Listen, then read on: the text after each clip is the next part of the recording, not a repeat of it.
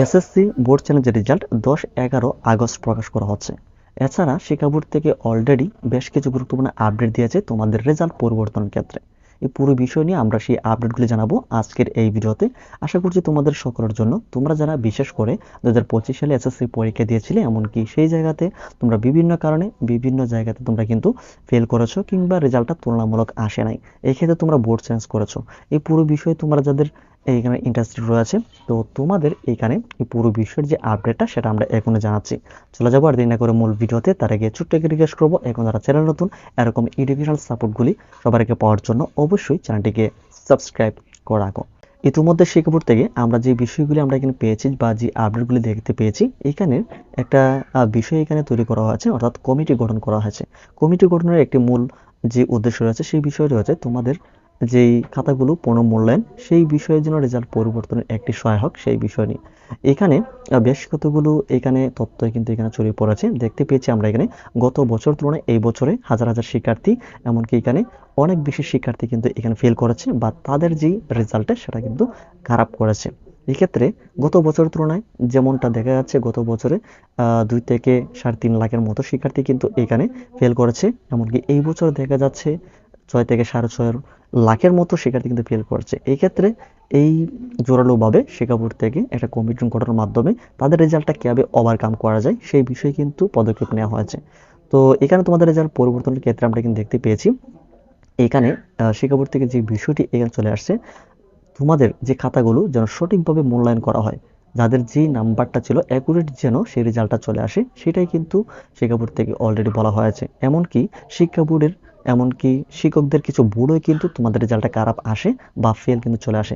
এটা আমরা যদি দেখি যে এখানে বিগত বছরগুলোতে আমরা কিন্তু দেখতে পেয়েছি, শিক্ষকরা কিন্তু খাতা দেখে গেছে, কিন্তু ক্যালকুলেশনের সময় কিন্তু অনেকটা তাদের কিন্তু ভুল হয়ে যায়। এই জায়গার কারণে কিন্তু অনেক শিক্ষার্থী ফেল করে বা অনেক রেজাল্টটা কিন্তু কম চলে আসে বা রেজাল্টটা খারাপ হয়। এছাড়া কিন্তু বেশ কিছু শিক্ষকরা যখন খাতা দেখে, সেই ক্ষেত্রে কিন্তু ভালোভাবে কিন্তু খাতাটা কিন্তু মূল্যায়ন করে না বা দেখে না।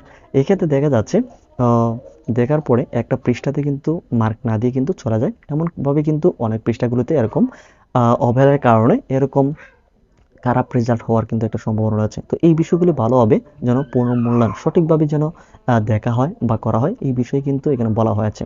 এছাড়া আরেকটি বিষয় হচ্ছে, বেশি বেশি শিক্ষার্থী কিন্তু দেখা যাচ্ছে সেট কোড রয়েছে, রোল নাম্বার রেজিস্ট্রেশন, যে তোমাদের এসএসসি পরীক্ষার রোল নাম্বার রেজিস্ট্রেশন বা সেট কোড রয়েছে, এই বিষয়গুলো কিন্তু অনেক শিক্ষার্থীর রেজাল্টে কিন্তু পেন্ডিংয়ে থাকে, যারা নাকি কিন্তু তোমাদের রেজাল্টে কিন্তু আসে না। এই ক্ষেত্রে পুরো বিষয় কিন্তু ভালোভাবে চেক করা হচ্ছে কোনো জায়গাতে ভুল রয়েছে কিনা। যদি ভুল পাওয়া যায় সাথে সাথে কিন্তু এটা ঠিক করে তোমাদের রেজাল্টটা কিন্তু এখানে এখানে তৈরি করা হচ্ছে ঠিক এইভাবেই।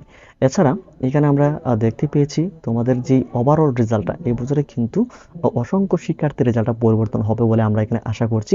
তারপরেও কিন্তু শিক্ষা বোর্ড এই বিষয়ে একটা যথাযথ কিন্তু ব্যবস্থা নিচ্ছে। এছাড়া এখানে আর মাত্র কয়েকটা দিন পরেই বোর্ড চেঞ্জের ফলাফলটা প্রকাশ করা হবে। এই বিষয়ে কিন্তু আমরা বেশ কিছু ইনফরমেশন আমরা পেয়েছি।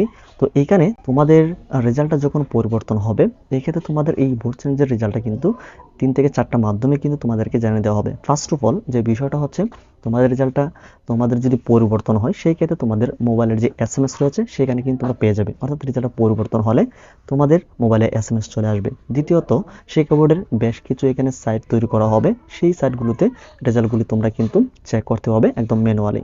এছাড়া শিক্ষা বোর্ড থেকে প্রতিবারই যে বিষয়টি করে, শিক্ষা বোর্ডের যে ওয়েবসাইট রয়েছে, একদম সকল বোর্ডের বোর্ড চ্যালেঞ্জের রেজাল্ট যাদের পরিবর্তন হবে তাদের লিস্ট কিন্তু শিক্ষা বোর্ডের যে ওয়েবসাইট সেখানে কিন্তু প্রকাশ করা হয়ে থাকে।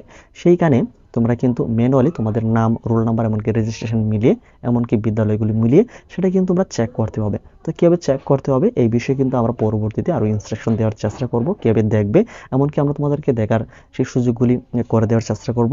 ফাইনালি আমরা তোমাদেরকে যে আপডেটটি জানাবো, বা এটা তোমাদের জন্য একটা সুখবর হচ্ছে, তোমাদের এই বছরের যে বোর্ড চ্যালেঞ্জের রেজাল্ট সেটা কিন্তু 10 কিংবা 11 আগস্টে কিন্তু প্রকাশ করা হচ্ছে।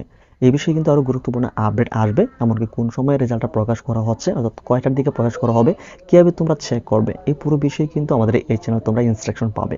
তারপর এই বিষয়ে তোমাদের আরও কিছু জানার থাকে অবশ্যই আমাদেরকে কমেন্ট সেকশনে জানাতে পারো। ভিডিওটি ভালো লাগলে ভিডিওতে লাইক দাও, চ্যানেল নতুন হতে গেলে চ্যানেলটিকে সাবস্ক্রাইব করে রাখো।